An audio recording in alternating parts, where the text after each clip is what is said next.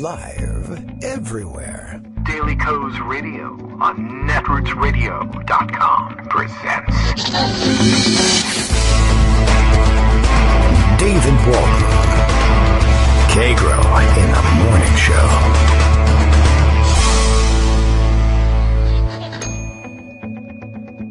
Now, here's David Waldman.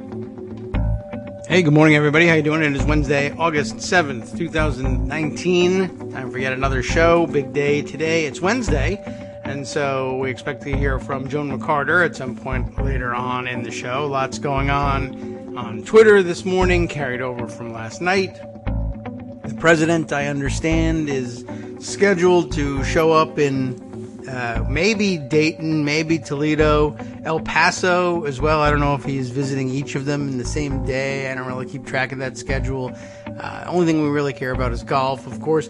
And I assume today he shows up and tells people of whichever town he shows up in, whether it's one that had a mass shooting or not, to have a good time. Maybe he throws some paper towels at them and does his regular comforting shtick, which he's not particularly good at, and he's already pivoted away from all of that, of course, having enjoyed the headlines of the first day of the week, in which everybody insisted that he was the great conciliator and was condemning hatred and bigotry the world round. Since then, of course, he's gone on a Twitter rampage attacking Beto O'Rourke as well, and, that's part of his whole approach to healing and making everybody feel better and condemning bigotry and bringing the country together, urging unity versus bigotry and racism. And, that lasted about 10 seconds. If you believe it lasted at all, it really, of course, did not.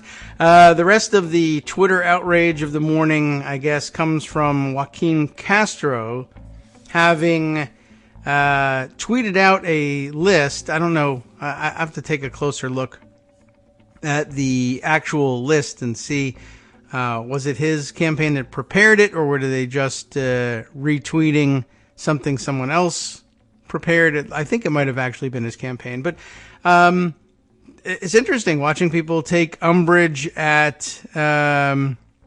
his having tweeted around a list of prominent area to his area. I think we're talking about San Antonio. I think a list of donors to Donald Trump's campaigns. In fact, maxed out donors to Donald Trump's campaign, who are, I guess prominent Republicans, but certainly prominent business people in the area. And I don't know. It's really an odd thing watching. There's a lot of pearl clutching going on among Republicans, among in some cases, journalists who are insisting that this is some sort of violation of the privacy of these people. It's a very odd position to take, of course, to say the very least. Let me go grab the tweet from Joaquin Castro's campaign for Castro for Congress on Twitter, with the number 4 being in use here. It's Twitter, after all. Castro for Congress. Sad to see so many San Antonians as 2019 maximum donors to Donald Trump, the owner of, among other things, the owner of Bill Miller Barbecue. That is also a Twitter handle as well. Owner of the historic Pearl, realtor Phyllis Browning, etc. Their contributions are fueling a campaign of hate that labels Hispanic immigrants as invaders. And here's the screen grab. I got to get in here real close and do some squinting, I think, in order to see what it says down at the bottom here. It's just sourcing it to the FEC, which is, of course, a key point in all of this. The idea that people could be so concerned and worried that public information is being repeated here. I mean, it's kind of at the heart of the debate, where you actually have journalists from outlets that have done similar stories publishing the names and even noting the businesses owned by people who are donors to other campaigns, Republican and Democrat, and have had have faced no questions about their right to do so, because there isn't any question about their right to do so. Donor information is public. It's mandated by the FEC, and that's all there is to it. I mean, there's no further debate to have about it. So let's see. The picture that was tweeted around was titled, I guess, "Who's Funding Trump?" In 2019, these 44 San Antonio donors contributed the most allowable by federal law. Some of the folks are local business owners. Some of the folks are retired. Others, I don't know. What else? Is there anything in between that we can... self-employed. We have a few of those as well. And I've been watching, you've been watching journalists from all over the place, including, of course, Maggie Haberman from the New York Times, taking offense and worrying that this is an extraordinarily dangerous thing to do, and fairly certain that they've caught Castro in a scheme to out Republican donors and Trump campaign donors and single them out for shame or even violence, which is really interesting because I've just it's kind of amazing to watch the press find the ability to assign motive now to all of this activity. Usually, of course, as we admonish them, why can't you acknowledge that President Trump is a liar and that he does a lot of lying? When he says there are 100,000 people in an arena to watch his rally, and you know that the capacity of the arena is 10,000, and the local fire marshal has told you that there are, 8,000 people in attendance. Why aren't you interested in calling Trump a liar when he says there are 100,000 people there? People have asked the question directly, and usually the answer is, well, it goes to motive. We can't fully know his motives unless he tells us what his motives are. Perhaps he's simply mistaken. Perhaps he's simply innumerate. Perhaps someone told him that and he believed them without doing an independent fact check of his own, and after all, he's an awfully busy guy. We're constantly told that you can't know the motive, and therefore we can't really use the lie. You can't use the L word in labeling this thing. However, with Joaquin Castro, it's obvious that they can read his mind. They can go directly straight into his brain, find his motives, and everything is fine. Everybody knows exactly why he's doing what he's doing, and even when he denies that he's targeting people for violence, they know that really deep down he is. So they feel perfectly comfortable telling everybody that there's something horribly wrong with repeating what the FEC also says out loud. John Cornyn and Ted Cruz, both the senators from Texas, and I assume a couple other congressmen from the state as well, have come out to condemn this and tut everyone. But one of the reasons they've been so defensive about this is that this is a list of their donors too, in all probability. And even if it isn't a 100% match with their list of donors, the people on this list are about to be approached by fundraisers for Cornyn and Cruz because they've appeared on this list. That, by the way, would actually be the only illegal use of an FEC's donor list so far that anybody has actually perpetrated here. And I think we can read the minds of the campaigns and fundraisers here and just simply lay the blame at their feet right now and just say they're guilty of this. But for some reason, it actually is.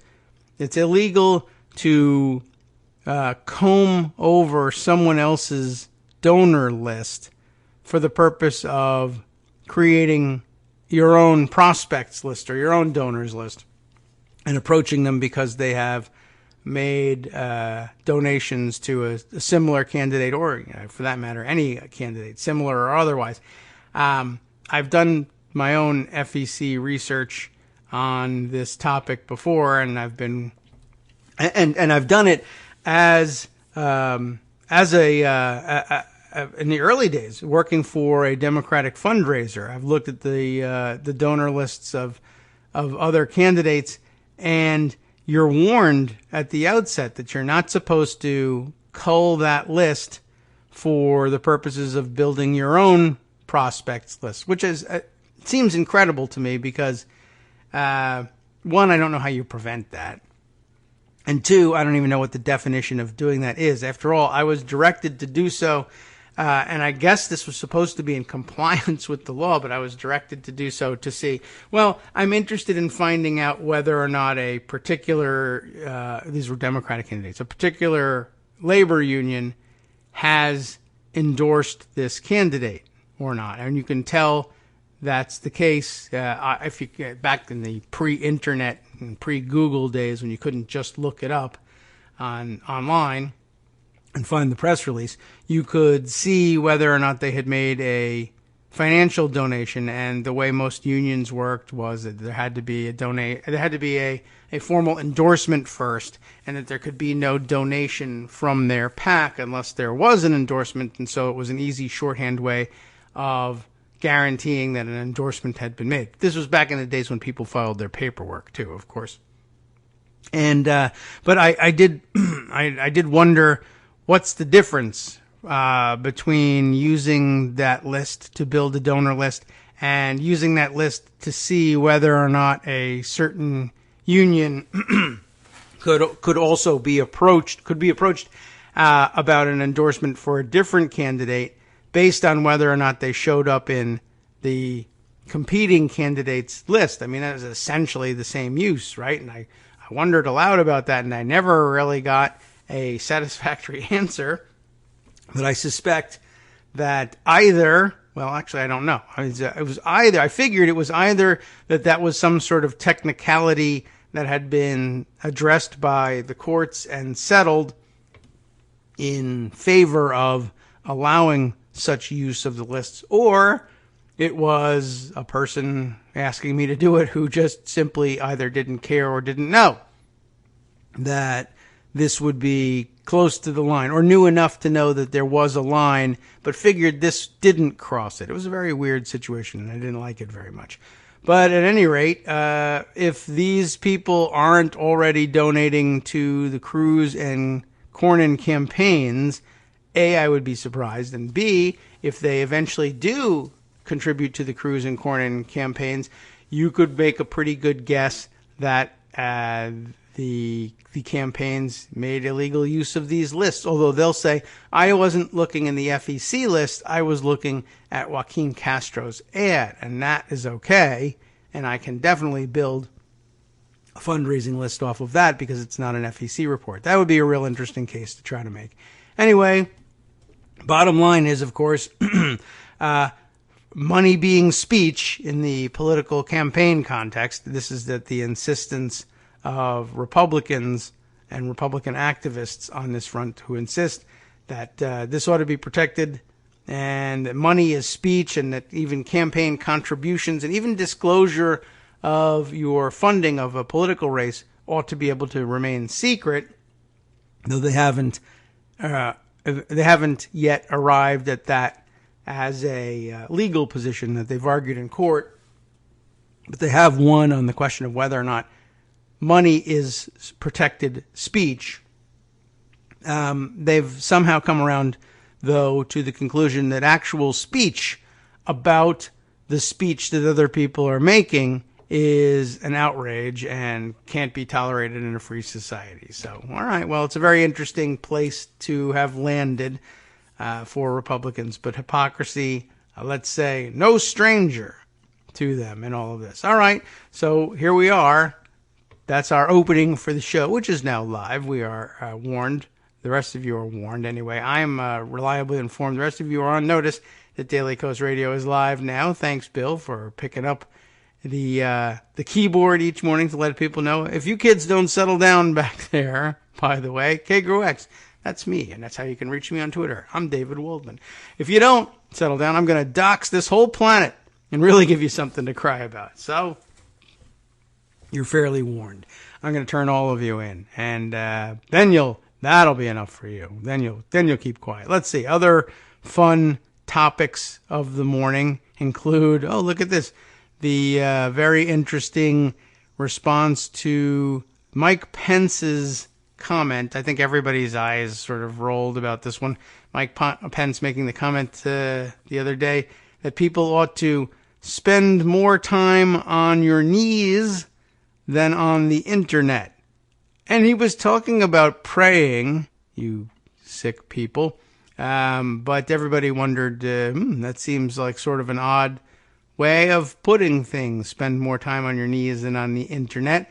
And the question was posed, because of the odd construction, by Lauren Duca. Who's Lauren Duca? Lauren Duca is, I can't read you her Twitter bio because it doesn't contrast with the background that she's chosen for her page here. Let's see. So it's white on white. So let me see if I can make this out. Award-winning and losing freelance journalist, author of How to Start a Revolution, due out in September. So it's the How to Start a Revolution cover art that has a very large white patch on it that overlaps with the Twitter bio here and makes things difficult to read. So Lauren Duca, a writer, not a graphic designer. So you can't blame her for that. But she, commenting on Mike Pence's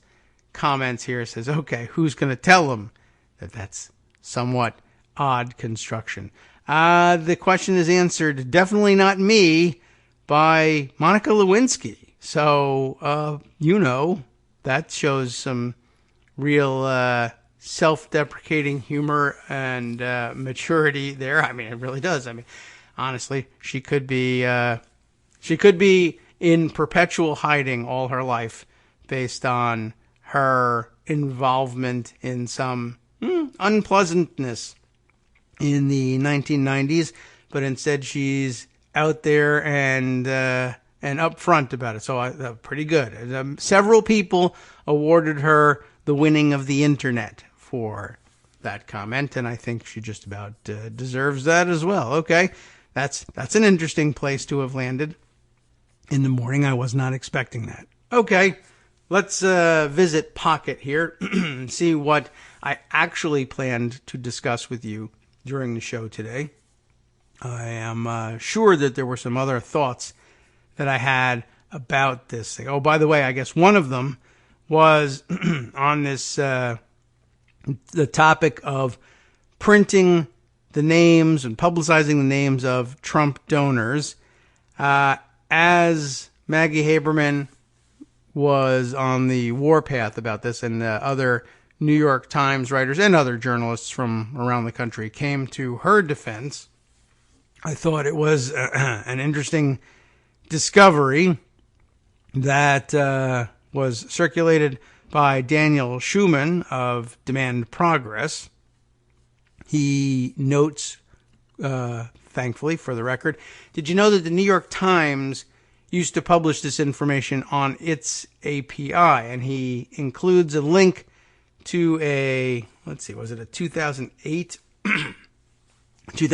piece, if I remember correctly? Yes, October 2008, announcing the New York Times Campaign Finance API, a piece in the paper back in 2008 by Derek Willis. Again, announcing that the Times itself was launching an online tool that did exactly the same thing, that you could essentially put in a zip code or an address and find information about campaign donations that had been made by your neighbors, essentially, and that you could sort through FEC, publicly available FEC data and find out information about individual donors, who then, of course, report their employers and their addresses and all sorts of other interesting and vital information that helps keep campaign finance transparent. But in the internet age, I guess, and the age of political polarization, feels a lot more sometimes like targeting and naming and shaming. But of course, it feels that way when there's good reason to be ashamed of the candidate to whom you have donated. All right. But I just thought that was an interesting item to point out. I guess the New York Times writers who were criticizing this move by Castro either had no memory or no knowledge of this history at the New York Times. I think Haberman came from elsewhere and probably came to the Times long since 2008 and would likely claim no connection with decisions made by the New York Times in 2008. But it's an interesting point nonetheless to let everybody know, at one point the New York Times thought it was perfectly reasonable for them to make the exact same information available to anyone who wanted to look. So, I think that's pretty interesting. And a few other similar observations out there as well. So it's an interesting note to add to all of this. All right, there is more here in pocket. I wanted to move on to other topics.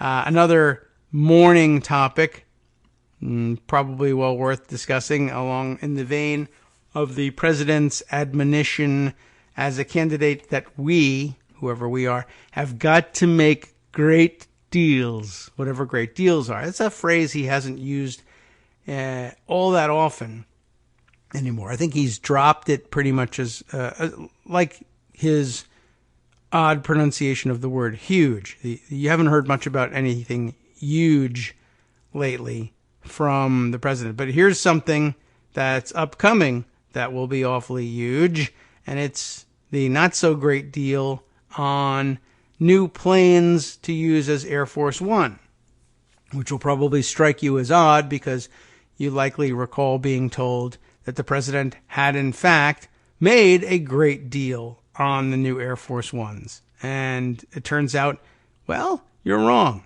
Ellen, what's this last name? Ioannis, perhaps? Ioanes, Ioannis, has written this piece for Business Insider, the title of which is "The Cost of Trump's New Air Force One Has Skyrocketed Nearly $2 billion on top of," this is, "from the original estimate."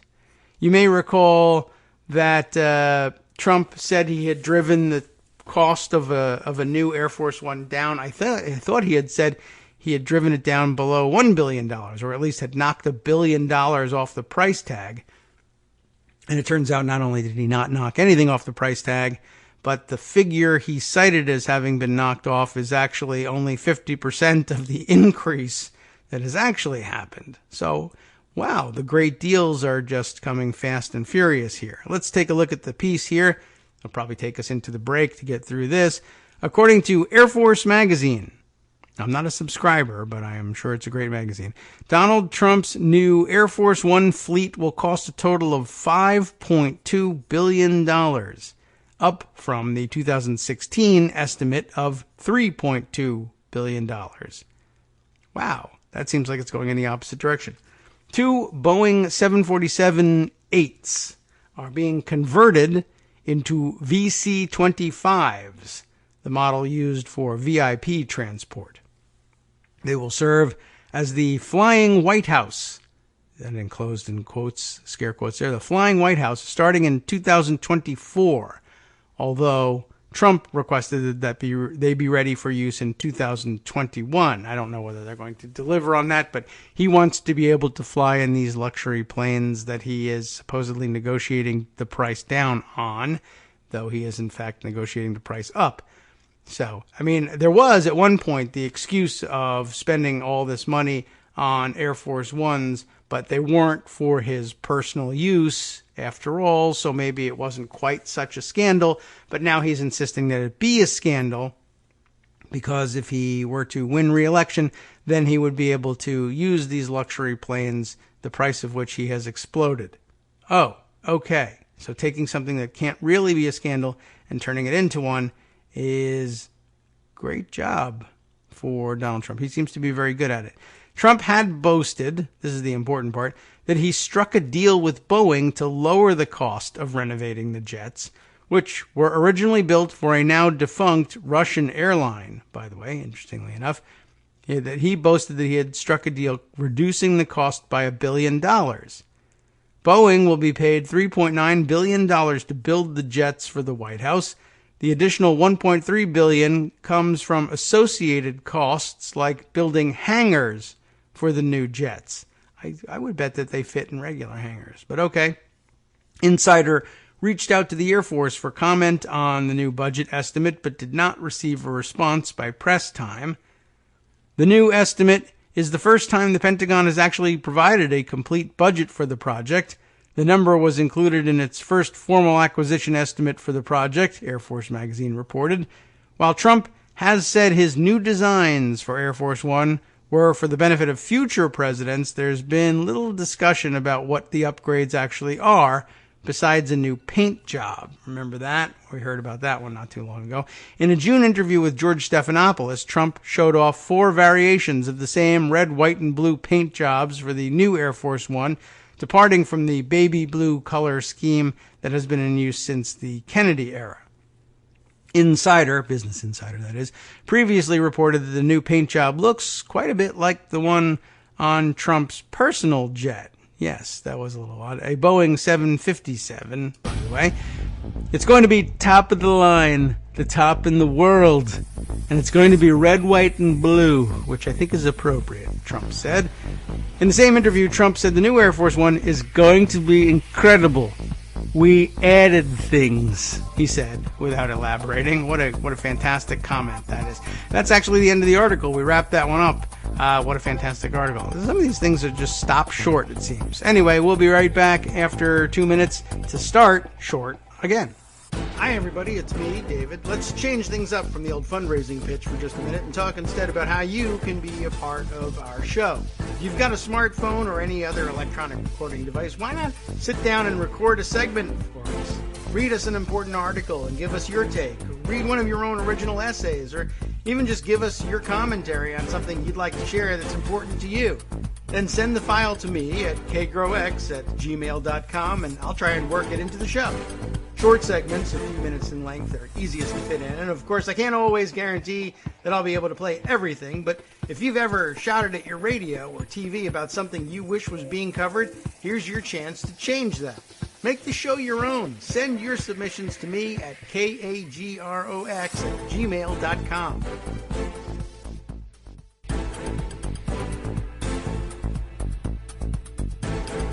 Welcome back now to the Kagro in the Morning Show here on Roots Radio. As I said, we finished up that fun piece about making great deals. And, of course, no one will ever hold Trump to account for that because we can't know his motives and you can't say he's a liar, et cetera, et cetera.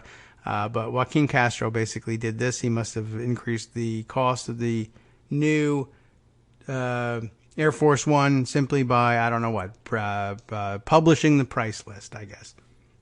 Would be it. I'm alerted here by a tweet from our friend Darwin Darko, who lets us know that, I guess there's some video out there of panicked crowds dashing for whatever exits there might be from Times Square in New York City last night, I guess, is what it looks like. Apparently, the sound, it is believed, of a motorcycle backfiring and apparently a falling sign as well, triggered the crowds to believe that an active shooting situation was underway in Times Square, and there were in fact no shots fired and no people firing shots.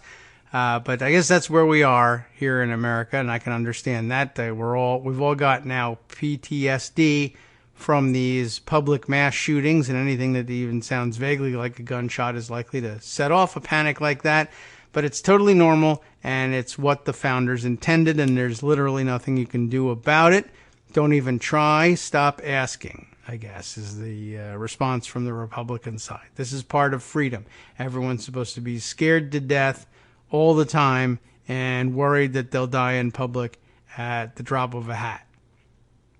Okay, well, that seems fun, and I hope you'll enjoy your lives under those conditions going forward. All right, let's see. Another item or two worth sharing here. Let's see. We'll just sort of go reverse chronologically here through what I've set aside in pocket. This is another interesting note on the Jeffrey Epstein front. Every once in a while, you get a new tidbit of information that makes his creepiness seem even more creepy and his secretiveness seem, well, I guess I'll just say that's more creepy too. Business Insider again. Big day for Business Insider here on the Kagro in the Morning Show. This time, Gabrielle, I guess, Bluestone. Not Gabriel, but Gabrielle with two L's, the feminine form, I believe. Gabrielle, probably. Bluestone. You have to change the vowel up front as well. Inside the mysterious Manhattan apartment building on East 66th Street, where underage models, lawyers, and key players in Jeffrey Epstein's sex trafficking circle all live. Here's an interesting tidbit added into the headline here. Ex-Israeli Prime Minister Ehud Barak is a frequent visitor. That's not going to look real good, but of course, his not being the prime minister now, it's going to diminish the effects somewhat. Anyway, the picture of the otherwise nondescript building is included in the piece here. Very weird. Just thought let's run through it here. Before his extended stay in New York's Metropolitan Correctional Center began in July, disgraced sex offender Jeffrey Epstein dwelled in some of the city's most exclusive real estate, laying his head in a palatial Upper East Side townhouse and conducting his mysterious business out of a landmarked mansion on Madison Avenue. But it hasn't been all private islands and 7,000-acre ranches for the half-billionaire. Oh, he's down to half-billionaire now, huh? For decades, Epstein has run some of his operations quietly out of a squat 2nd Avenue residential building owned by his brother, Mark Epstein, and frequently visited by the former Israeli Prime Minister Ehud Barak. That is a little weird. We don't know why. We don't know what his motives are. We know who his donors are, but we can't tell you. According to property records and court filings, Jeffrey Epstein has long housed girlfriends, associates, employees, and businesses in a handful of units at 301 East 66th Street. There are 200 units at the address, and the majority of them are owned on paper by his brother's development firm, OSA Properties, OSSA. While OSA nominally owns the units connected to Jeffrey Epstein, the aforementioned records and filings show that Epstein effectively controls them. The post-war white brick high-rise sits atop a nail salon, a coffee shop, and an Italian restaurant along a traffic-choked stretch of 2nd Avenue. Topped by a green canopy, the front door opens to a doorman guarding a hallway that leads to a light-filled lobby decorated with 2 couches and an armchair. Very important to know this. Though the building shares a zip code with Epstein's townhouse, its share of the neighborhood east of Park Avenue is less upscale, catering more to families and young professionals than foreign heads of state. Some of Epstein's activity at the apartment building appears to be business-related. We just don't know what his business is. New York State corporate registrations tie 9 East 71 is the name of an LLC that he uses there. 9 East 71, an LLC named after his townhouse. You see, 9 East 71st. And NES LLC, which owns the townhouse and pays his pilots' paychecks, are all tied to the building according to New York State corporate registration information. Over the years, he's assigned units in the building to his house managers and used 2 one-bedrooms to house his pilots during New York layovers. In the next-door garage, attached to 301 East 66th Street by a private entrance, he stored a Chevy Tahoe. Over the years, a number of Epstein's friends have also called 301 East 66th home, including his ex-girlfriend, the socialite Eva Anderson, who is now married to hedge fund star and Epstein confidant Glenn Dubin, and his former business partner, MC2 Models founder Jean-Luc Brunel. According to a Page 6 report, the modeling agency was named after Einstein's famous equation. He's got an Einstein visa for everybody, I guess. So MC is MC squared, of course, the other side of the E. E equals MC squared. By the way, the missing E standing for Epstein in this calculation. Isn't that interesting? He thinks everyone is too dumb to figure it out, the paper said. Isn't that interesting? Page 6 report. And that's linked, too. I wonder if I could bring that one up. Maybe I should read over that one, too. Because remember, in the background, reading all this, harken back to the piece by Daily Coast diarist Swedish Jewfish, who a few years ago wrote that piece we all knew about the trafficking. And we learned in there that Trump model management, after which the Epstein modeling agency was, well, modeled. You remember that came out in the last couple of weeks. We heard that Epstein basically copied the idea off of Trump, but that Trump, too, kept an apartment building in New York, this one, I think, in the East Village, where he parked his models. So very interesting, an aspect of modeling agency management that I guess isn't apparent to all of us. The need for apartments where you can house all your models discreetly, I guess. Very interesting. The piece, the BI piece here, Business Insider, linking back to the Page 6 item from 2007. Maybe we'll skim over that. Anyway, so in addition to his own models, the MC2 models owned by Jean-Luc Brunel were also housed in this same building on 66th. Then there were the underage models. Many of them were foreign and scouted by Brunel, according to a 2010 deposition given by former MC2 bookkeeper Maritza Vasquez. Vasquez, it says here, could not be reached for comment, but her sworn statement was supported by Epstein's former house manager, Alfredo Rodriguez, whose annotations of Epstein's address book include apartment for models next to the 66th Street entry. You remember his black book, right? I know that the models were staying in different apartments belonging to Jeffrey Epstein, Vasquez said in her deposition. There's not only one girl, there's not only one apartment. I believe there were like 2 or 3 apartments, and they were put in between 4 girls per apartment. Vasquez said part of her job was helping to obtain visas for the girls after she recalled fielding an angry call from Epstein after a model visa application for a 14-year-old, Nadia Marchinkova, fell through. Part of the problem, Vasquez said, was that she wasn't really a model. Is that the one who ended up as the pilot? That name sounds familiar. That girl, this is what it says. This is the quote from the court declaration from Vasquez. That girl never worked. She was never a model. She was living in his place, but she disappeared. Vasquez said she was told by a coworker who worked directly on the application. She never actually even worked as a model. Indeed, according to a Palm Beach Police Department report from 2006, Epstein told one of his victims that Marchinkova was a sex slave. Yes, it is the same girl that he had purchased from her parents in Yugoslavia when she was a teen. Why would you ever tell anybody that? Okay. According to the report, Marchinkova frequently participated in sexual acts with Epstein and his underage victims. By 2007, she was 22 and working as an assistant for Epstein when she and 3 other women were granted immunity as possible co-conspirators in his controversial plea deal with federal prosecutors. Records show that all the women named in that agreement who were accused of helping to coordinate or physically participating in Epstein's sex trafficking operation, Marchinkova, Sarah Kellen, Adriana Ross, Leslie Groff, shared something else in common, the 66th Street address.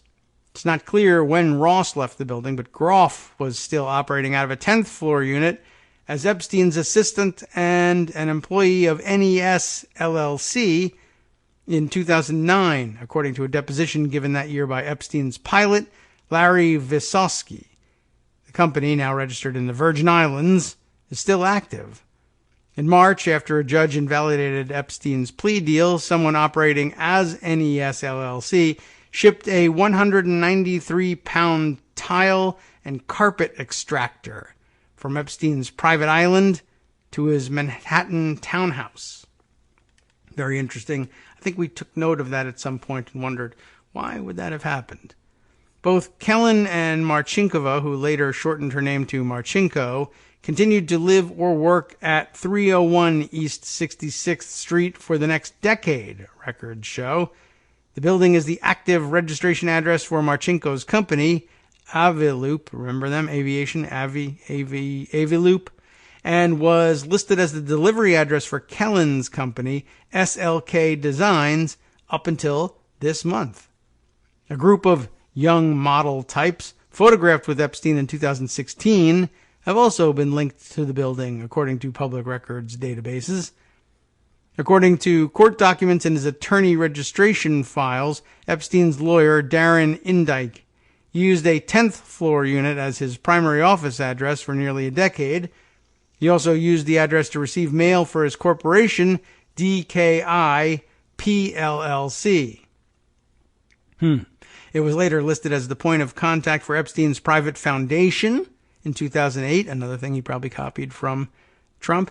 The same year, Epstein began serving out his sentence in Palm Beach. The private foundation was moved there. Okay. Let's see. One of Epstein's units, previously linked to Marchenko and listed as a mailing address for a number of Epstein ventures, is now home to the studio of Joyce Anderson, a fashion photographer who specializes in headshots and children/preteen sessions, according to her website. Okay, I'm sure there's nothing suspicious about that. She's been there since 2007 when she moved her studio from 30 Vandam Street, another building owned by Mark Epstein. The Vandam Street building, a mixed-use 6-story structure in Manhattan's Hudson Square, is also where a company called Saint Model and Talent were registered to Mark Epstein in 2005, business records show. Weirder and weirder. According to New York Department of State's Division of Corporations, it's still active, although there's no public trace that it operates. It's just a modeling agency that's totally secret for some strange reason. Anderson and Mark Epstein made a joint donation to the New School Scholarship Fund in 2007 and appear to have a long-standing relationship, which is documented in Anderson's social media posts. One photograph posted to her Facebook account in 2016 shows Anderson's luggage from a road trip, including an athletic bag embroidered with J. Epstein. That sounds weird too. Reached by phone, Anderson declined to comment on her work as a photographer or her connection to the Epstein brothers, saying, "I have no information to offer you. Have yourself a wonderful day. Thank you." Now on to the other weird part. Former Israeli Prime Minister Ehud Barak hasn't been photographed entering or leaving 301 East 66th Street like he was outside Epstein's infamous townhouse in 2016, but he made an impression nonetheless. Residents say he has been periodically visiting the building for years. One former resident says she often saw Barak and his security detail in the building, with a sighting as recent as this calendar year. Another former resident, who confirmed Barak was a frequent visitor, said he once accidentally rode the elevator with Barak and 2 unfriendly security guards after sliding in through the doors at the last second. Barak's presence in the building was often announced to residents by way of a visible security detail with Suburbans idling on the street outside, witnesses say.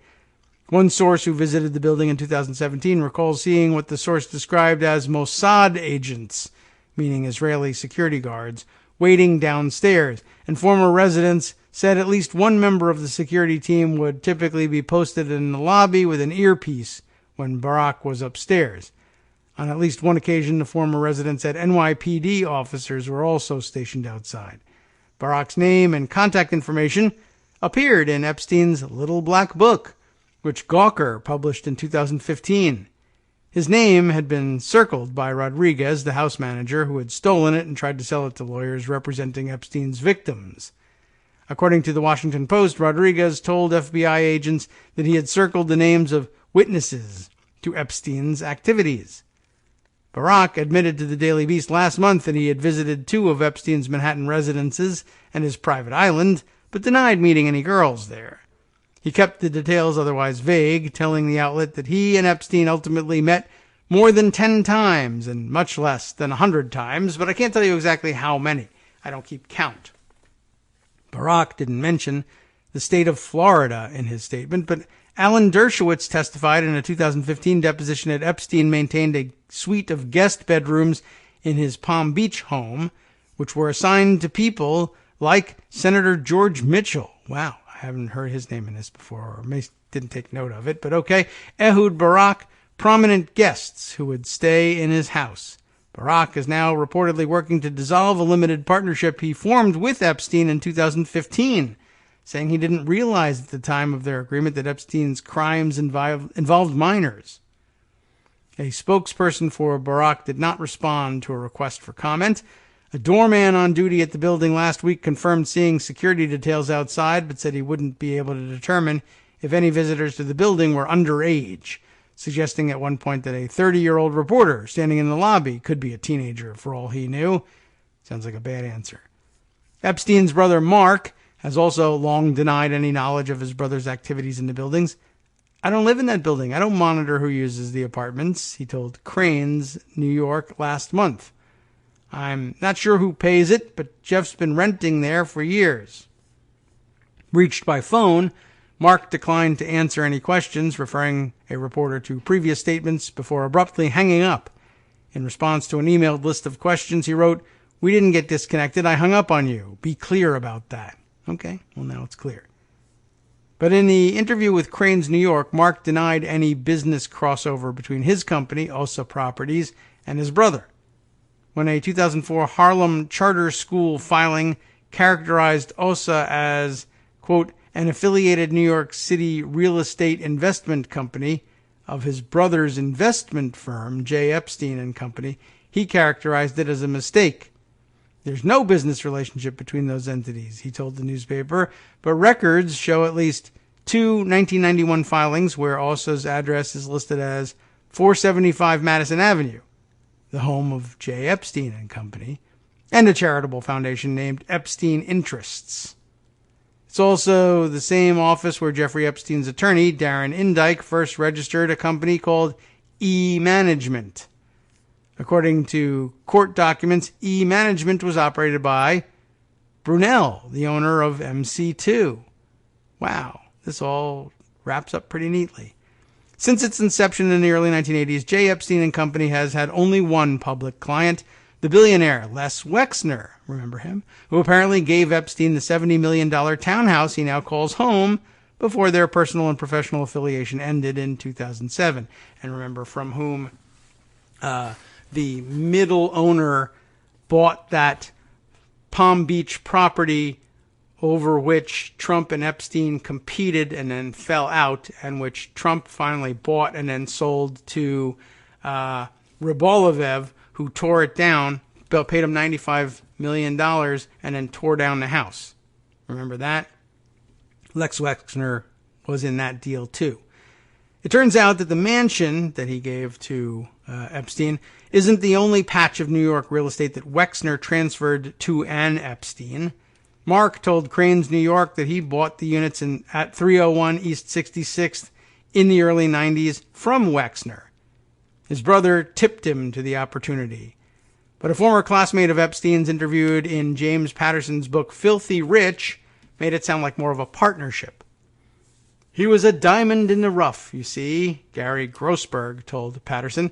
People recognized Jeffrey's brilliance very early on, but he had a gift for recognizing opportunities very quickly. He started buying properties in Manhattan, including 301 East 66th Street. He asked his brother, did Mark want to join him? He did. And I guess the rest Well, the rest is the rest of the article, I guess, because that's the end of that one. Another sort of abrupt ending. I always feel like these things are leading somewhere else. And I feel like maybe the legal departments at these publications are cutting things off at the most interesting part. So, okay, just wanted to enter that one into the record because there's a lot more of this sort of weird information emerging about relationships, including both Trump and Epstein and a few different middlemen, and the roster is growing. Just thought I would let you know about that one. Let's see. Other interesting items worth noting. I don't know if I saw any articles on this one, but let me open up this tweet and then make a quick search and see if we can't find some stories about it. But I noticed that Neral's Elise Hogue was tweeting this around yesterday. Breaking news that the House Judiciary Committee has requested documents from the National Archives to investigate Brett Kavanaugh, and specifically what information Moscow Mitch McConnell may have suppressed during Kavanaugh's confirmation hearings. She notes here that Neral has worked hard on this with so many abortion rights cases on the line in front of this court, but it's included here is the press release from Judiciary here. It says, today House Judiciary Chairman Jerry Nadler and Subcommittee on Courts, Intellectual Property, and the Internet Chair Hank Johnson of Georgia sent a letter to the National Archives and Records Administration to request the National Archives complete its review and release records to the committee related to Justice Brett Kavanaugh's service in the White House from 2001 to 2006, when he served as staff secretary and in the White House counsel's office. The members note that during Kavanaugh's Senate confirmation process, the Senate Judiciary Committee received only a small fraction of Justice Kavanaugh's White House record before voting on his nomination. The members wrote, in the coming year, the Supreme Court will again address important matters regarding civil rights, criminal justice, and immigration. The court may also review certain high-profile cases related to reproductive rights, the separation of powers, and the limits of executive authority, all topics within the jurisdiction of the House Judiciary Committee. Now, and as always, the court's fidelity to the principles of equal and impartial justice, as well as the public's faith in the integrity of the judiciary, are foundational to maintaining the rule of law. The members also noted that the Judiciary Committee exercises jurisdiction with respect to the judiciary and judicial proceedings, and federal courts and federal judges, and that the committee continues to assess legislation to promote ethics, accountability, and transparency in the federal courts. Under the Presidential Records Act, that would be 44 U.S. Code Section 2205-2C in particular, congressional committees of jurisdiction can access records that contain information that is needed for the conduct of their business and that is otherwise not available. So that's the statutory authorization for the request. We'll see whether the National Archives comes through with that or not, or whether they have to sue them as well. Speaking of activity, oversight activity among the House committees, I will note for the record, I also learned yesterday that the House Homeland Security Committee is requesting, let's say, the testimony of the owner of 8chan, the website on which the El Paso shooter posted his political screed just before doing the deed, and where other mass shootings have been declared ahead of time, live streamed, or otherwise covered and commented on as they were ongoing,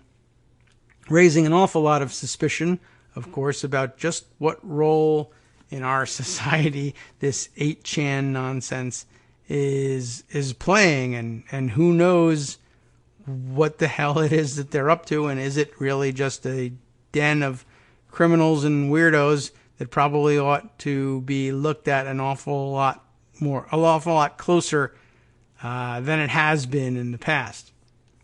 Well, it looks like they're interested in getting their testimony.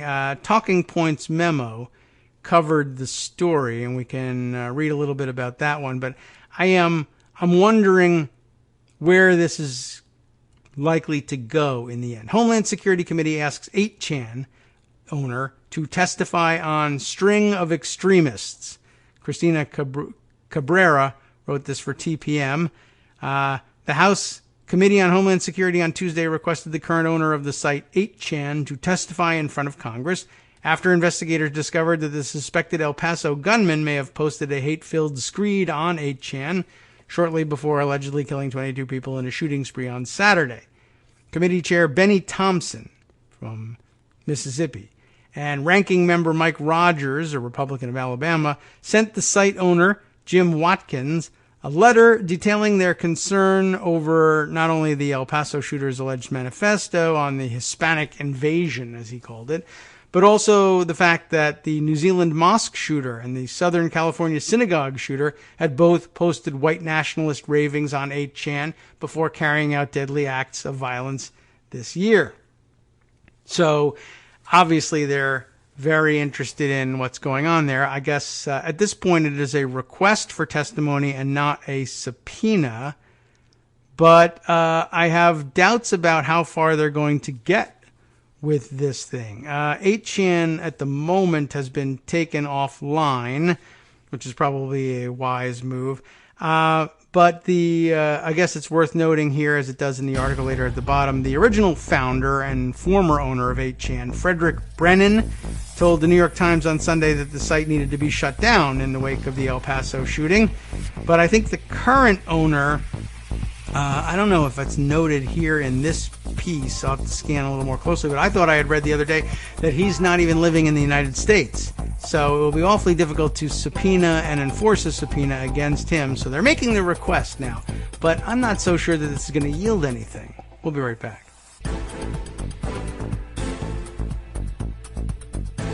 Welcome back now to the Kagro in the Morning Show here on Netroots Radio. So in the brief break here, I went and Googled up a story on Jim Watkins, the current owner of 8chan.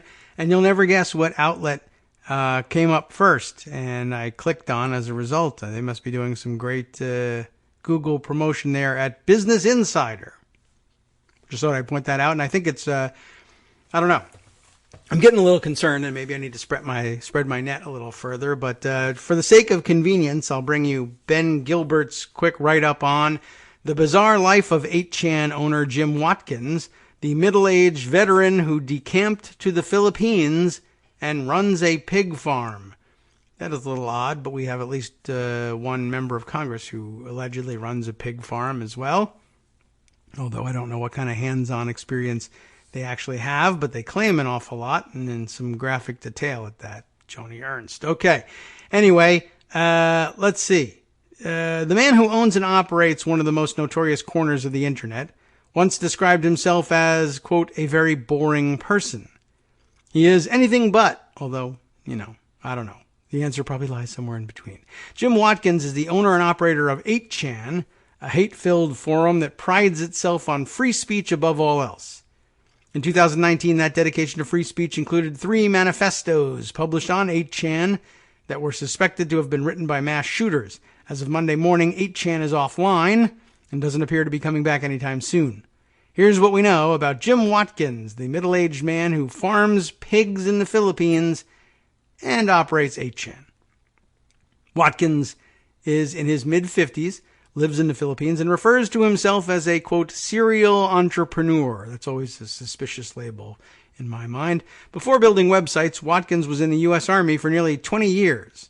It's not entrepreneurial, but okay. It was in the military where Watkins learned about computers and eventually the burgeoning internet. His first startup was a porn website, surprise, owned and operated by his newly formed company, NT Technology. More specifically, Watkins created a pornography website geared towards skirting Japanese censorship laws. Because free speech and all that. I don't know. The work we did in the following years, was really just marketing uncensored Japanese content to users in Japan, a coworker of Watkins told Splinter in a 2016 interview. In 1998, Watkins left the military, It was an adult website, it says here parenthetically. Probably the Army was happy to see me go, he told Splinter, to push his internet business full time. He was doing this while a member of the military, I guess. By 2004, as the first bubble of internet companies was popping, Watkins moved to the Philippines with his family. He continues to live there. We'll skip down here. His main business, though, is web-based. NT Technology operates a variety of different websites, including a libertarian news site named The Goldwater and an audiobook company named Audio.Books. His most prominent website, however, is 8chan. Watkins took ownership of 8chan in 2014 after its founder, Frederick Brennan, was intentionally disconnected himself. I see. Okay. Frederick Brennan, the founder of 8chan, is no longer connected to the site. As of 2014, the official owner and operator of the site is Watkins. The two worked as a pair for a while, with Brennan handling the tech side and Watkins handling logistics. That has since fallen apart, and Brennan has become an outspoken critic of the site in wake of multiple shootings being tied to 8chan members. Do the world a favor and shut it off, Brennan told the Washington Post this week. You know about the connection to El Paso and a few of the other ones. Why 8chan? It's about freedom of speech, sort of, it says here. In an interview with Splinter in 2016 when he was 52, Watkins explained why he continues to operate the anonymous web forum that's so often tied to horrific tragedy in real life, saying, as long as they are not making imminent threats of harm against someone, which of course they are, their speech is protected political speech. No different than Trump or Clinton or Mr. Smith or anyone else. Watkins has yet to comment on the most recent instance of a shooter being tied to the web forum he operates, and he has not made a statement about the subsequent shuttering of 8chan by various internet services. Watkins and NT Technology didn't respond to Business Insider's request for comment. As of Monday afternoon, 8chan remains offline. So, he's being asked to testify before Congress. He's living in the Philippines, so I don't know that he'll bother to answer the request. Don't know what the realistic chances of serving and enforcing a subpoena against someone living in the Philippines actually is. And furthermore, I guess I don't have any indication that Jim Watkins is the type of person that would necessarily do such a thing, but seems to be a bit of an odd duck, let's say. Are they prepared in the Homeland Security Committee for what to do in the event that he, I guess I'll just make up a term here and say he 8chans out? If he even does show up, or supposing they compel his appearance somehow at the committee, what do you do with a guy whose brand is like alt-right, gross out, anarcho chaos? And supposing you ask him a question and he doesn't feel like answering, and he just literally gives you the finger, drops his drawers, what have you, screams F you, or just refuses to answer, or says things that are outrageous and racist and disgusting. I don't have any reason to believe that that's how he would approach the hearing, but I'm wondering whether they're prepared for what to do with this. Like, do they have a command of the tools that they have at their disposal to restore order and decorum or compel the answers that they want? Are they ready to see him arrested? Are they ready to press the case? Are we going to end up in court again suing 8chan and whoever controls it all the way over in the Philippines to try and get at this? Is it just going to end up being another embarrassment? I mean, I think it's the wise. I wouldn't advise them to shy away from trying to get answers. I do wonder, in light of what supposedly the legitimate government of this country is doing from inside this country when it comes to resisting congressional investigative powers. I'm curious whether they know what they're getting into or whether they don't care what they're getting into, and just, I mean, if they're going to defy things this way, it's not going to look good for them. But I don't know. Maybe it might make 8chan the coolest thing ever, I suppose, if the owner of 8chan shows up at Congress and drops his pants and gives him the finger. That might only help 8chan's popularity. I don't know. I don't know what to advise the Congress to do here. And it's not to drop the inquiry, certainly, but that they ought to be prepared if they're going to try and compel testimony from people like this. They're going to need to talk to the Capitol Police about the rules of engagement and when they can crack heads, I think. A pretty serious possibility there. All right. Let's see. A number of other items that require discussion. However, we are well into the 10 o'clock hour here, so I don't want to get into anything that's going to take us too long. If we are lucky enough to have Joan join us at some point, I don't want to have to drop things in order to pick up on it. But let's see. I do have a note from her here leading to, it's got a link. And here we are. Yes. Okay. So she's probably listening along and saying, yes, we need this information added to the story about Kavanaugh. So I guess I will add that because, or maybe I'll wait because Joan has written on it. House Democrats request trove of documents Senate Republicans hid for Brett Kavanaugh. We'll just revisit that topic when we hear from her because I have a feeling, clearly she's, well read and has written on the subject and probably has some real nuance to add to the story. But it's a weird one just from the get-go. The idea of documents being hidden by senators from other senators. Ordinarily, of course, we hear all about the comity as between senators, even across the partisan divide. This would mark a fairly serious departure from that maybe always imaginary tradition. And I will remind everybody when we get around to the discussion, or perhaps even in preparation for the discussion, that Brett Kavanaugh, although the investigation into his ethics has been closed out by virtue of his confirmation to the Supreme Court, it is still a working theory that he would still be subject to impeachment. Not only, of course, could he be impeached from the Supreme Court, but if you're afraid of that, you could theoretically consider impeaching him over his work at the D.C. Circuit Court, or really, I guess, maybe even in his service in the White House. Just a reminder that there is historical precedent for the impeachment of people who have since left the positions in which they were serving, which gave rise to the impeachment claim. So it is possible. And remember also that one of the remedies for an impeachment conviction is being barred from future federal service. So why not see if you can't impeach him for his activity on the circuit courts or in the White House, and then bar him from future federal service. And if it has the unfortunate effect of barring his service to the Supreme Court, I guess that's just, coincidence and bad luck. We'll see how that one works. We'll see how this works. We'll see what happens, I guess we could say. All right, let's see. Other items up for consideration, some of which are relatively lengthy, and I want to save for perhaps later in the week, but there are definitely a few other items that might be relatively short reads that I'll add to the record here while we wait and see when we might be able to connect with Joan.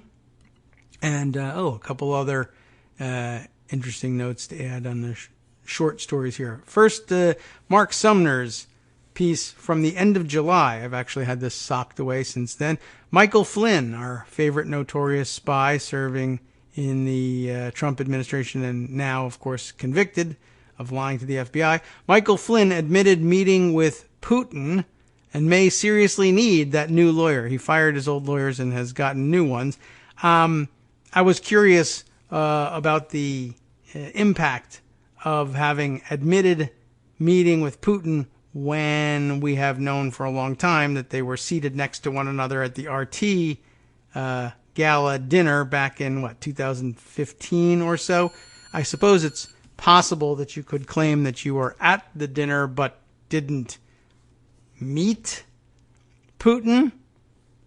I mean, I've sat next to people at dinners before that I didn't necessarily meet, but I don't know. I thought we were kind of over that one. But anyway, the House Oversight Committee, turns out, is looking into this and continuing to look through documents connected to the Trump campaign and foreign entanglements. At the same stack of documents, it turned up the fact that Trump had the UAE and the Saudis vet his America First speech. Remember, we talked about that last week. Has turned up another interesting little nugget, an admission by Michael Flynn that he did meet with Vladimir Putin in 2015. I would have thought that such an admission was unnecessary. Despite images showing Flynn sitting at the same table as the Russian dictator and showing Flynn giving Putin a standing ovation on his speech, Flynn had previously stated that he did not really talk with Putin, but only exchanged brief pleasantries.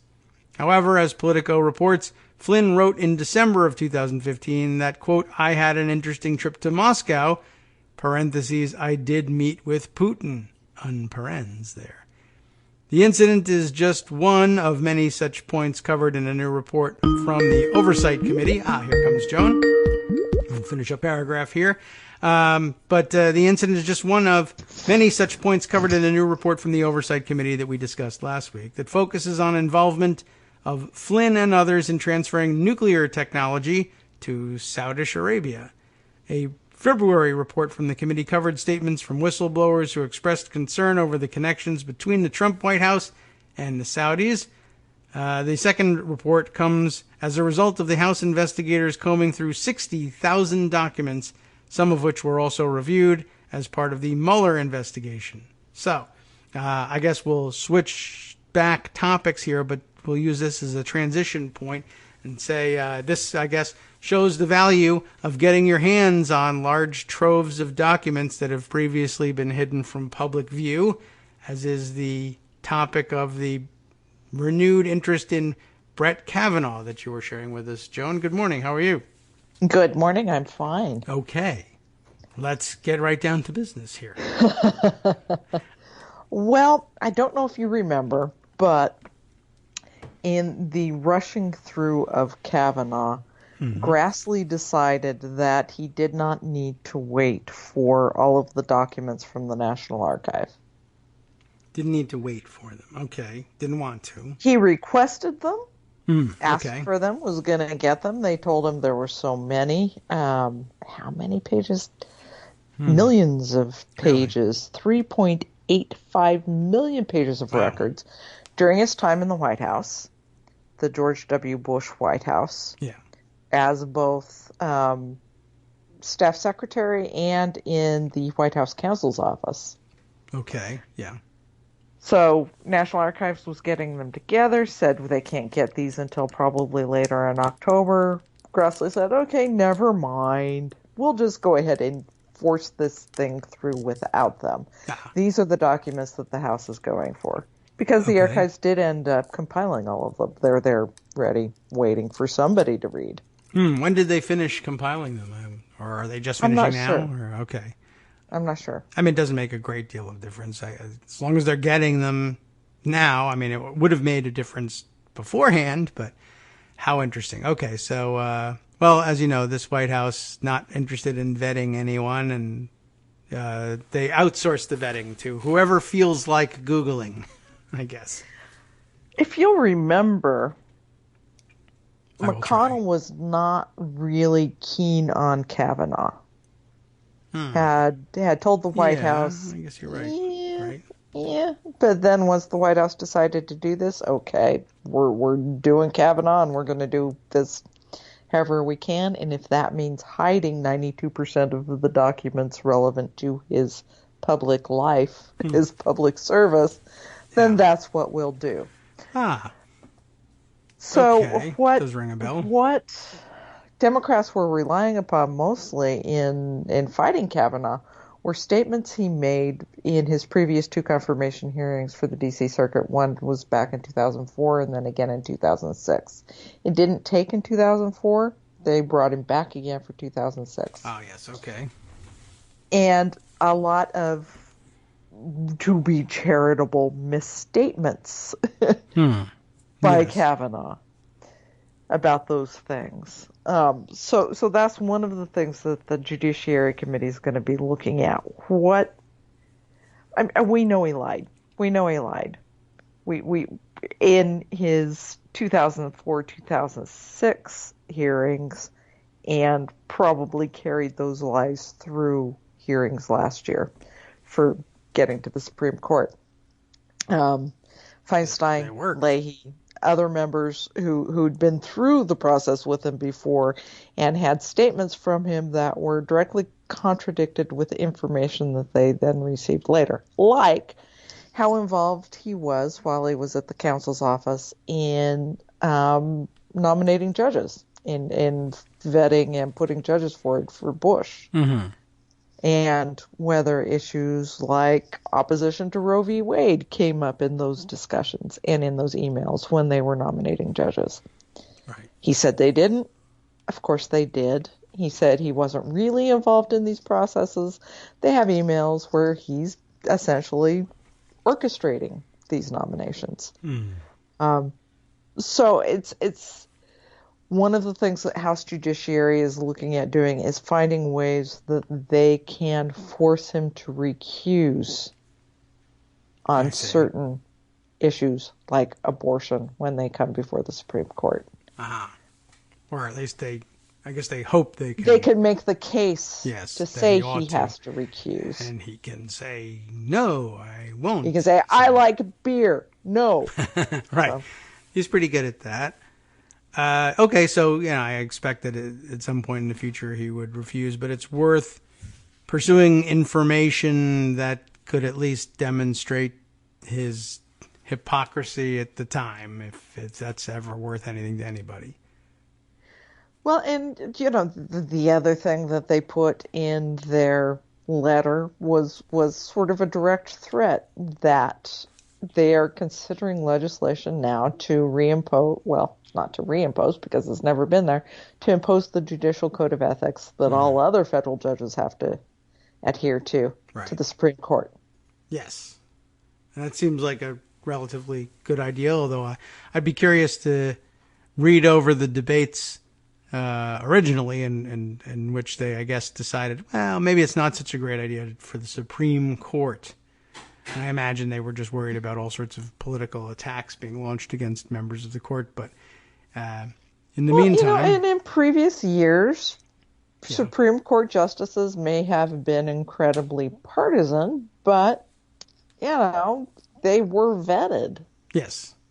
To a degree until we got to the Bush administration and Brett Kavanaugh helping push through nominations. Yeah. So.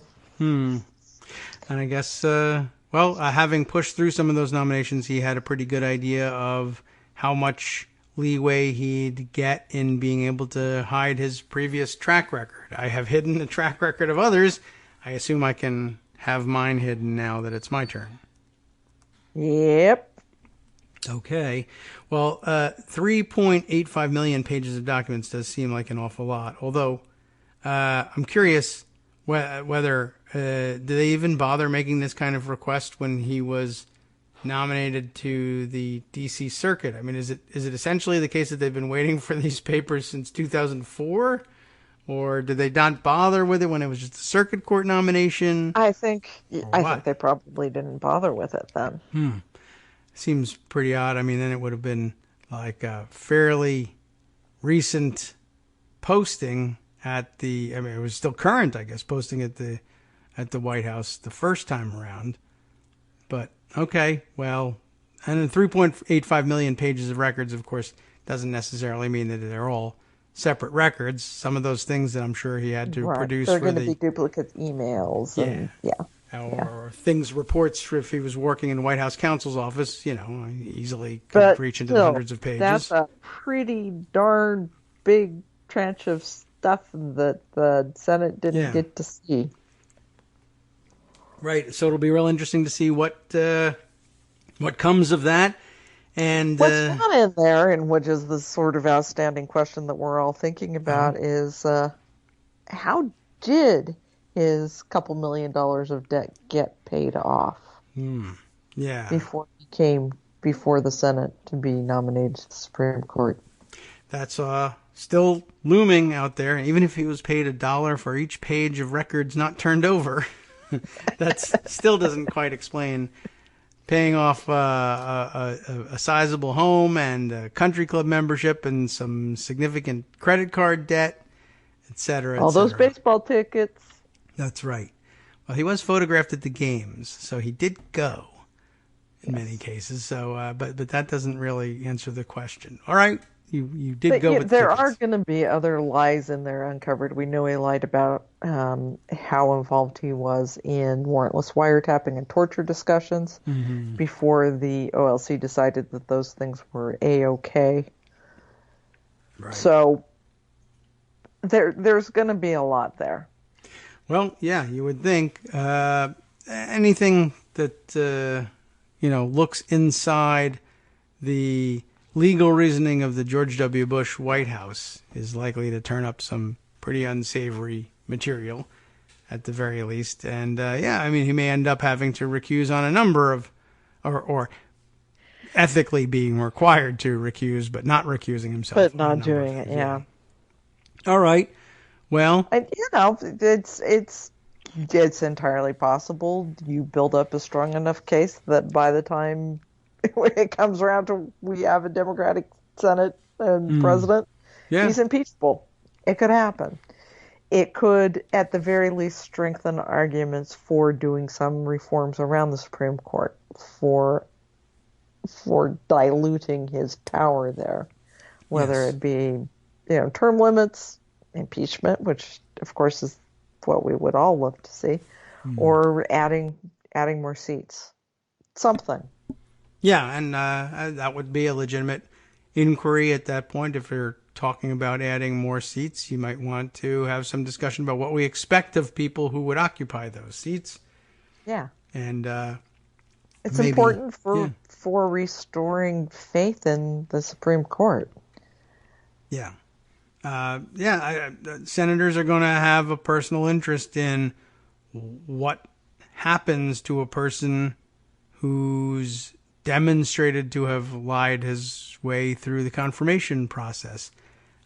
Ultimately, it's a matter of, Republican majorities in the Senate are going to do what they want to do, and they're going to confirm liars if that's what they feel like doing. But I guess we should all be aware of that, and it wouldn't hurt to make a political issue of it, and to say, when Democrats are in charge and we find out that a Democratic nominee lies to the committee, we intend to take a harsher stance than Republicans do. And just as a lesson, even if it doesn't result in impeachment or a change in the balance of the Supreme Court, just to let you know that when Republicans are handed majorities in the Senate, they routinely ignore lies and confirm liars, and that's not our intention. But on the other hand, sometimes I wonder about the Pat Leahy approach to everything. I mean, I don't think it fixes anything to approve a bunch of Democratic liars,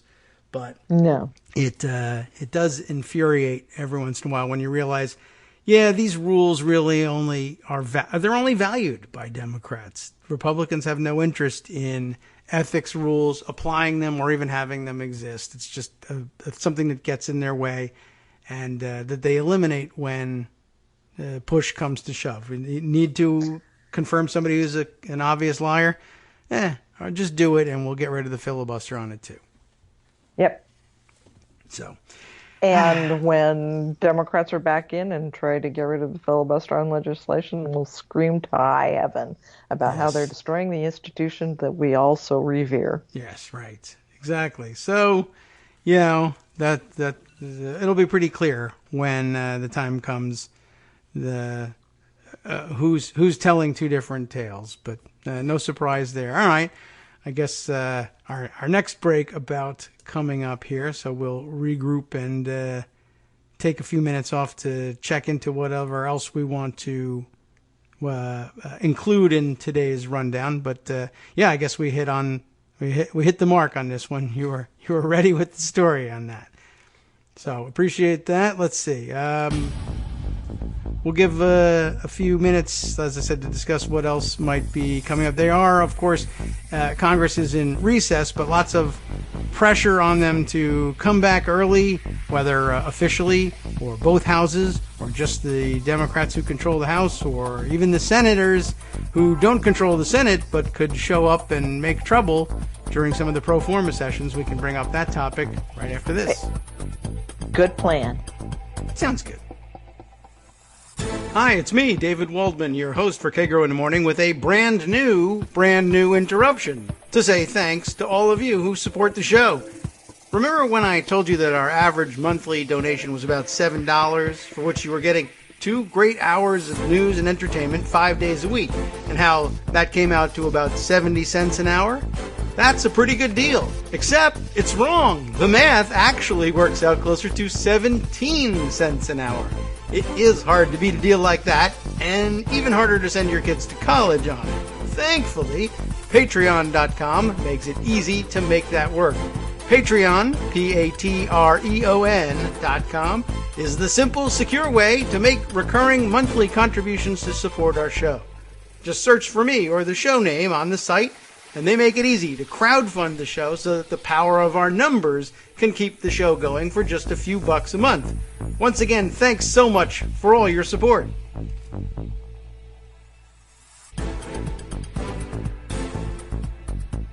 Welcome back now to the Kagro in the Morning Show here on Netroots Radio. We're still with Joan McCarter. When we left for the break, we were just exploring ideas for what else to round up for you. Of course, the Congress is in recess for the whole month, because that's what they do in August for some reason, even though the whole place is air conditioned. I don't know if they know that. From the last week of July, in the case of the House, which actually has done a lot of work. So I'm not going to beat up on Pelosi and her team too much, but they actually left in July for August recess, and they come back on September 9th. It's pretty long. Now, of course, you know, we've covered this every year. They are supposedly, many of them are spending that time, in some cases traveling, but you know, that sort of fact-finding mission thing that they do all around the world, and it looks rather glamorous and fun, but there is a certain amount of work involved in it. If you were going to these places around the world, you would, of course, want to travel differently than they do. Booking their days with meetings with the local governments and such.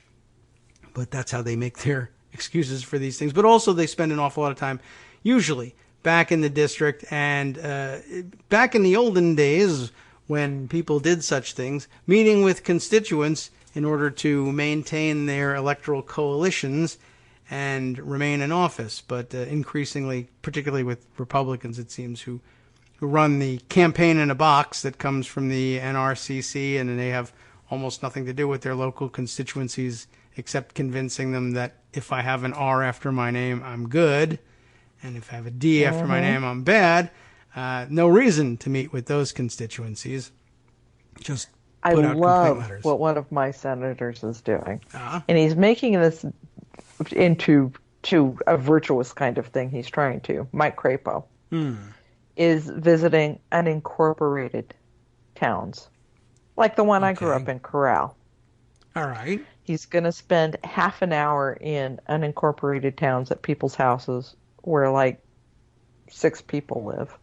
Okay, I mean, all right. Yeah, that's nice. He's having another one in very Republican Idaho Falls, and he's having another one up north in Moscow, and completely avoiding Boise, where he might have to talk to people who don't agree with him, or where there are more than 6 people.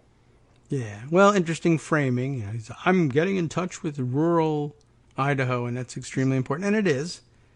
But it is extremely important. But you know, people from Corral, where I grew up, and there are 6 people, could drive. What? 45 minutes to go to, I don't know, Ketchum, where he's not going to go because it's deep blue, or, you know, the little town of Gooding, where there are like 1,000 people. Oh, wow, yeah. That'd be a larger People in number. Idaho, in rural Idaho, are used to driving. Well, Believe it or not. that's weird. So, but When you live 90 miles from anything, you're used to Yeah. driving to something. I guess that's true. And they would be happy to go see Mike. Well, maybe not happy, Don't get carried away. but used to. Yeah, they would go and I see mean, their senator. Okay. There's even Fairfield, which is 10 miles from Corral, where I grew up, That has more people. where there are, 300 people. Okay. You could go to Fairfield. No. I- It's got to be the unincorporated towns, because Yes. that sounds really good, going That's out to super unincorporated rural. Idaho. Yeah. Well, he's anti-corporate. See, so I'm anti-corporate. I'm against corporate America taking over our Congress. So I'll be speaking in unincorporated towns. And those of you who want me to make other people increase their carbon footprints to see me ought to be ashamed of themselves. Yeah, somehow Maybe I don't that's think that came into the calculation. No? Okay. Well, he could shame us all that way, I suppose. All right. So that's a great way of hiding from your constituency by telling everybody that you're not hiding from your constituency. I'm not. I'm doing the opposite. I'm going to their houses. I'm just making sure that they have households of less than 3 people. That's all. Right. That's the reality of things. Okay. Well, Not my fault. Right. There's nobody who lives there. Yeah. I mean, I guess that, well, maybe we can use that to help explain to people who continue to show us red and blue maps how unfair it is that these little tiny specks of blue get to have equal representation with these giant swaths of red covered in, populated by households of 3 and towns of 6 that I'm visiting all summer long. Okay. And I cows getcha. and sagebrush. Yes, that's right. Well, sagebrush might vote better than a lot of their neighbors. I don't know. Sagebrush might. Sagebrush grouse, anyway, that's a whole nother story. We're not going to get into the Endangered Species Act.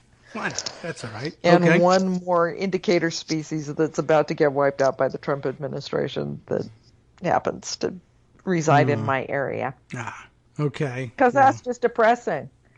Unlike Mitch McConnell, Oh, who is depressing, but, you can really work up some anger because he's a, human being that tweets out offensive things, or whose campaign tweets out offensive things. yeah, it's been a real run for him in the then last couple of expresses days. high dudgeon when anybody says, That he's, yes.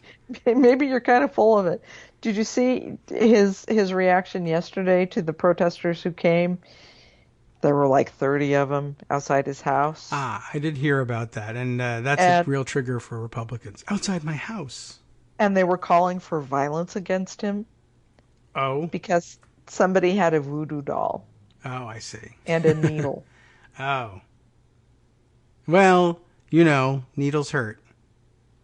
Yeah. Voodoo doll. So they're believers in voodoo, are they? That is interesting. I wouldn't have thought that they would have abandoned their Christian religion for this, but all right.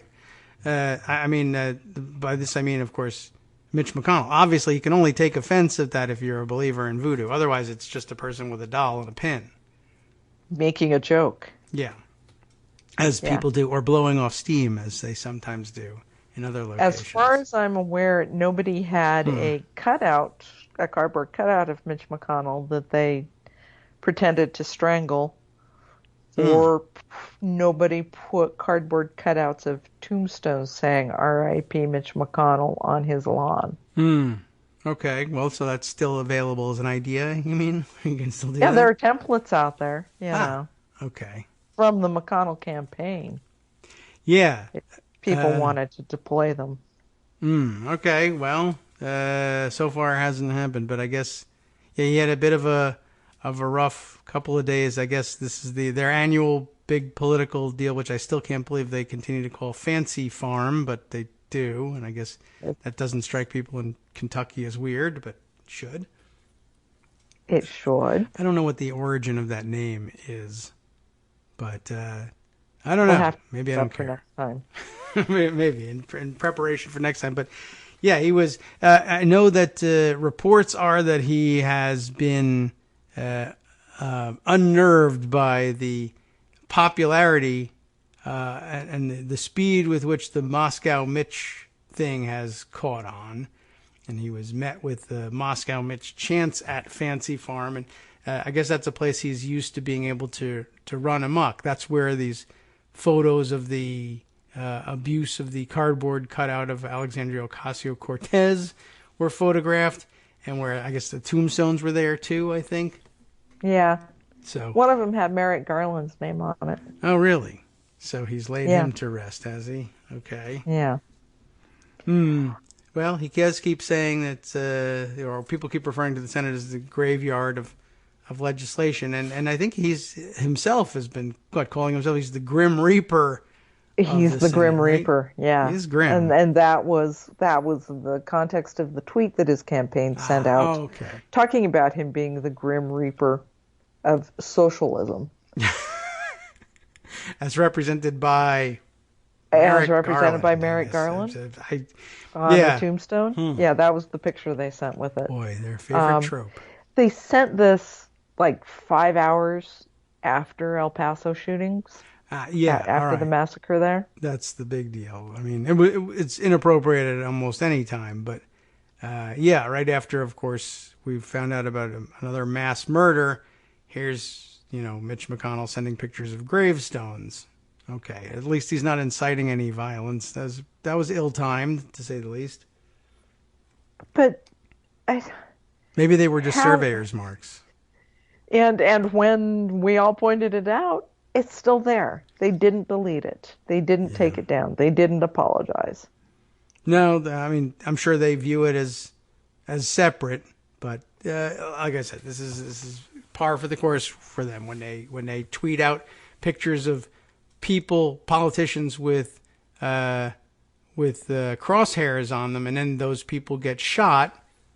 They of course retreat to those are surveyor's marks and the gravestone. Right. So should anything happen to Merrick Garland, of course that picture will come up and say, no, it was never a call for the murder of Merrick Garland. It was just, I don't know, a thing where he was dead and had a gravestone, and no one knows why.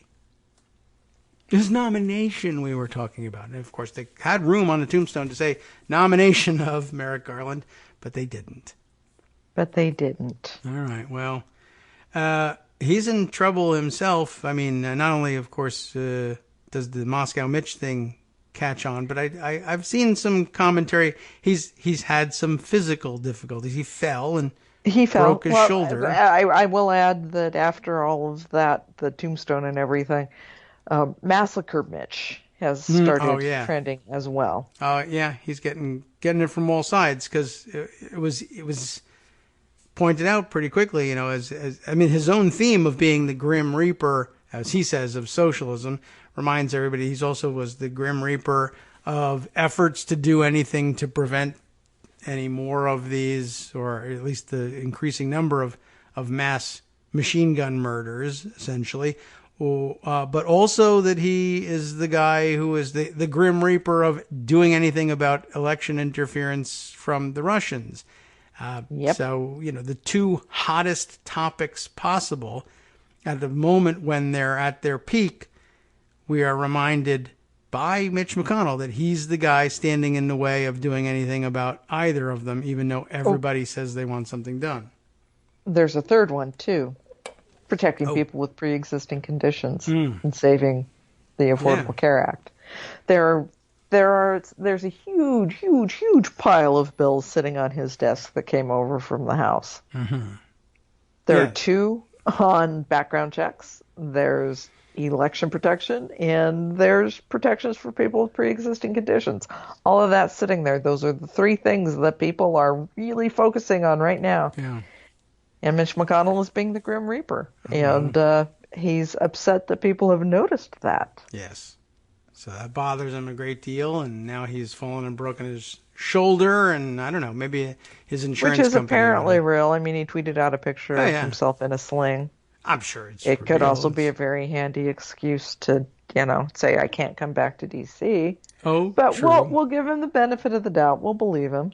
Yeah, I guess so. We won't. And we will remember as well how horribly, awfully crass Republicans were when Harry Reid injured himself. True also.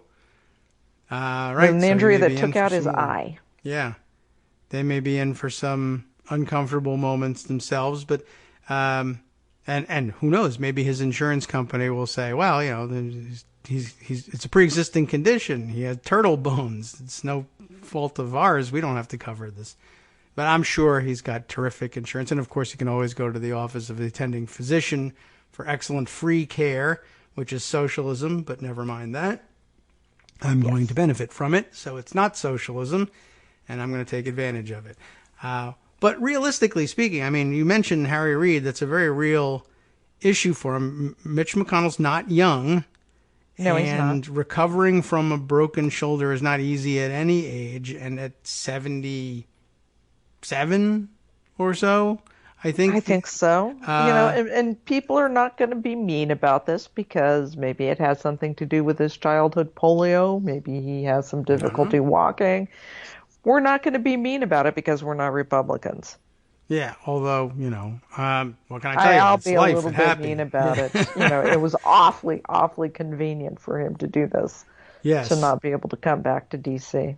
True. Or, maybe it's a good excuse rather than telling people that he was beaten up by his Russian handlers, let's say. Yes. That didn't happen. It just would be a thing that people might say about him, which people would believe because he's Moscow Mitch and would be consistent with the way Moscow controls its assets. But okay, that didn't happen, I'm sure. It would be, it's a little subtle for the Russians. Yeah, right. Only falling from onto your patio. I mean, if he had fallen out the second floor window onto his patio, I would suspect the Russians. But he didn't. But it will be difficult for him, just physically. I mean, this could kind of be it was probably going to be the end of his career fairly soon anyway, just because of age 77. But although Southern senators do tend to hang on a bit, yes, they into do, their dotage. But it's going to be a painful thing. It's going to hurt to work. Yes. And he's not going to, he's a pretty wealthy guy now by virtue of having married a wealthy Chinese pirate. And he may want to enjoy that at some point in the near future. Maybe he calls an early close to his career. Not that it's not going to make a great deal of difference. I don't think Mitch McConnell enjoys anything other than being horrible to Democrats. That may be. I don't think that retirement is something that Mitch McConnell could enjoy because that would involve, fun, potentially. I guess so. He can't screw anybody over. Yeah, I mean, that may be his real passion in life. But on the if other it hurts... hand, here he's stacked the courts. He's got at least a quarter of the courts in Donald Trump's hands, so maybe that's enough for him. It may be. I'm sure he would love to have more.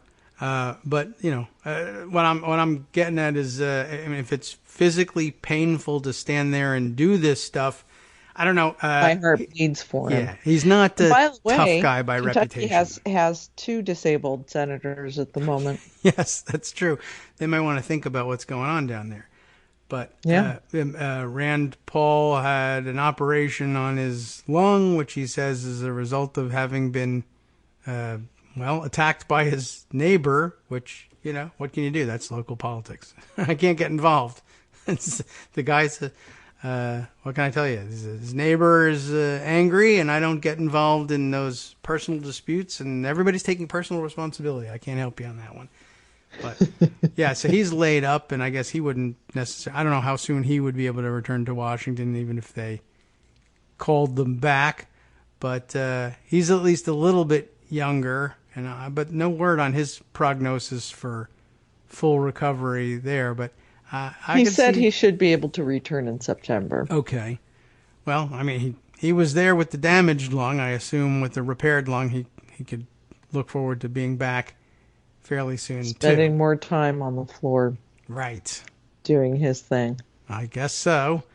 But I don't know how long, we'll see how Mitch McConnell's recovery goes and whether he's willing to put up with physical pain standing there on the floor. Now, that may be a good time to force him to retain the floor and filibuster on things and keep him out there with parliamentary inquiries and questions. I think it would be an excellent time to do that, and that's something. If Democrats are not going to show up during the pro forma sessions to raise hell and occupy the floor and get some media attention on the fact that Mitch McConnell isn't acting, well, then maybe when they come back in September, they can do it. They're really missing out on a key opportunity here to keep Mitch McConnell under pressure, to keep this issue at the boiling point. It wouldn't take that many of them either. And, even the ones who are presidential candidates have said, we'll come back. We'll come back right now. Yeah, well, it's great. If Mitch McConnell calls us back, we'll suspend our campaigns. We'll show up on the floor. We'll pass this legislation. Comes with video and pictures. They'll do anything that has video and pictures. If Schumer decided this is recess, but we're not out of session, we're not adjourned, we're doing pro forma sessions, we can show up at any time and do whatever. We can't pass legislation, but we can certainly occupy the floor. Yeah. If Kamala Harris, if Bernie Sanders, if Elizabeth Warren showed up, spend some time, they're presidential candidates. They're going to get a lot of attention. Yeah, they could have a debate. They couldn't call it a debate, but the DNC will be mad wouldn't let them do that. Right. That would be interesting, though, to show up and say, I don't think we're going to talk about climate change, even though some people don't want us to do that. But, just using some time on the floor. But, they could all come back, and, all that they've left behind is one or two Republican senators, probably on a rotating basis, to call a quick open and then close to a session. And at the very least, they would be able to produce video of the Republican in the chair pretending that they don't see Democrats jumping up and down and waving wildly for recognition, which would make good TV, if nothing else. It would make good TV, and making good TV would keep pressure on Mitch McConnell. Yeah. It would not be hard at all for Schumer to do. But instead, Chuck Schumer stands up with Peter King yesterday and says, here's this Republican in the House who wants to do something. Mr. Trump, we should do something. Well, that helps, Chuck Schumer. Thank you ever so much for elevating a Republican in your home state. Well, yes, I suppose so. He knows that there's cameras in the Senate, though. Right? He sees them every day. He should be aware of that. You should be able to get him there. Of cameras, yes. The problem is that there's cameras everywhere now, and I guess he can find them wherever he wants. But it really wouldn't be difficult to bring together.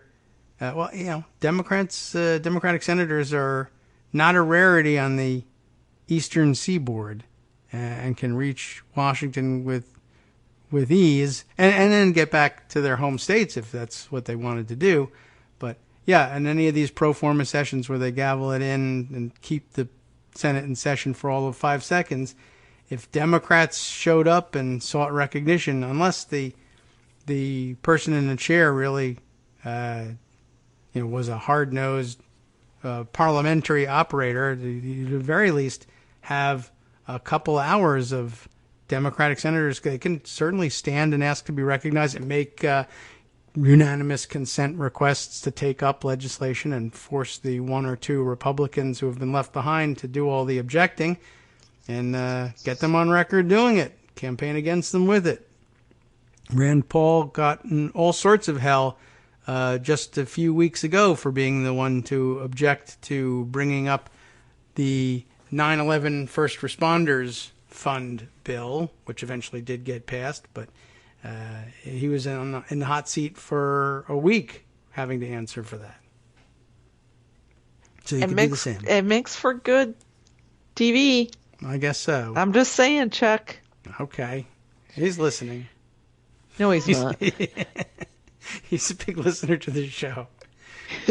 I'm sure of it. Yeah, all right. Well, but those of you who are... He doesn't listen to Daily Kos. No. We've discovered this before. Yeah. But, maybe I can get the idea to It's a good one, and I mean, it's something that's available to, and they don't need Chuck Schumer to do it either. I guess if another senator happened to be passing through Washington that day, they could do it too. But It could happen. sure, and then if it does, we'll all point to your suggestive tweets about it. I wasn't the only one. Yes. Oh no. All right. Who else is out there saying that? You don't know. So they're hidden behind. I don't know. Do you know who it was? I thought Igor Volsky. Okay. Actually, he's the only one I remember seeing also doing it. Okay. So maybe I should be tweeting at Elizabeth Warren and Kamala Harris about it. Yeah, maybe. I mean, And you Bernie. never know what one of them They might be able decide to do. talk Chuck into doing it. Yeah, or do it on their own. And, really, there's nothing to stop them from doing it on their own. Right. Doesn't take Chuck. And I guess Although it would be helpful to bring as many Democratic senators as possible yeah. all together to the floor. If they all showed up for a pro forma session, they could make it go on for a really long time. Yeah, and it would be a nice show of Democratic unity in the middle of a contentious primary season, which honestly wouldn't be the worst thing in the world.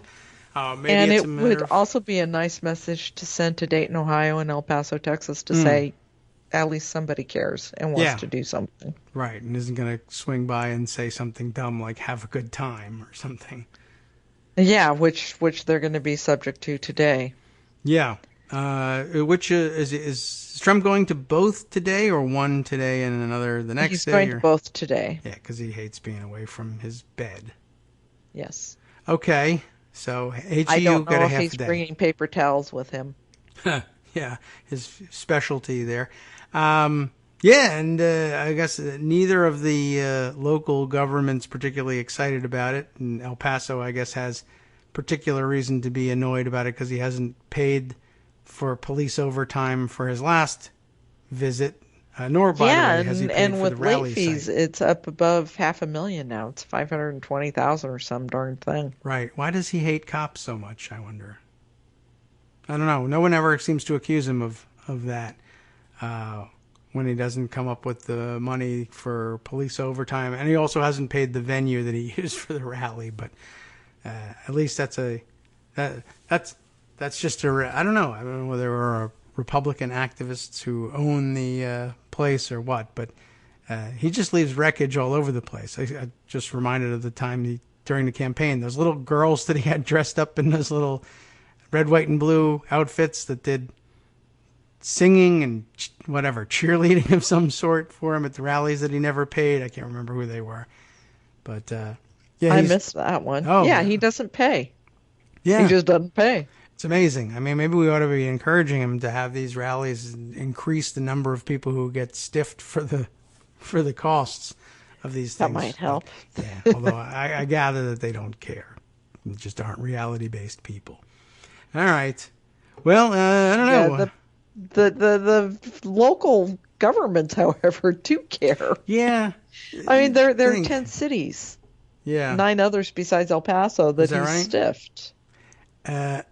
Well, I don't know. I guess they need to do a better job at publicizing that. Or maybe that's against the rules, and the media doesn't like that. You can't. Because it comes from FEC information.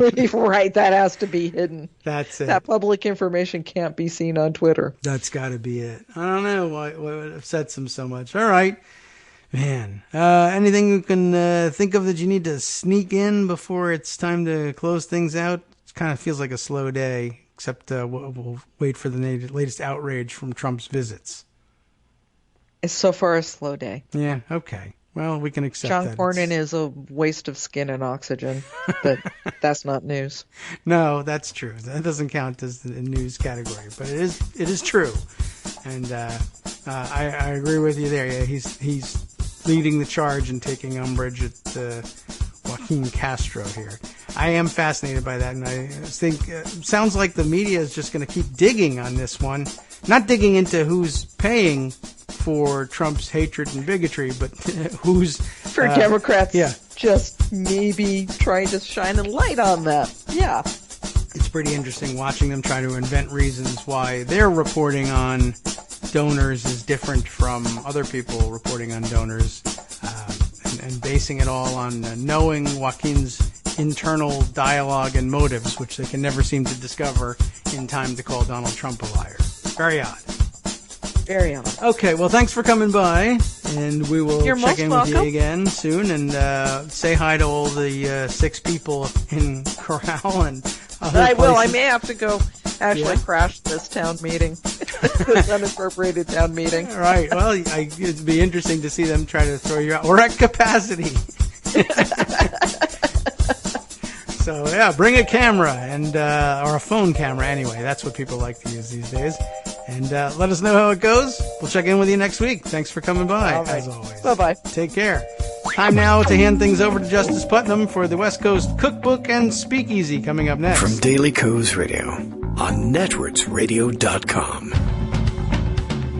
You have been listening to the Kagro in the Morning Show with David Waldman. Let's see all the hottest stuff coming up here. Let's see, FBI announced a domestic terrorism investigation into the Gilroy, California shooting at last, as the feds debate how to treat and prevent domestic cases as seriously as foreign threats of terror when Trump threatens their jobs and pensions if they do. All that and more next.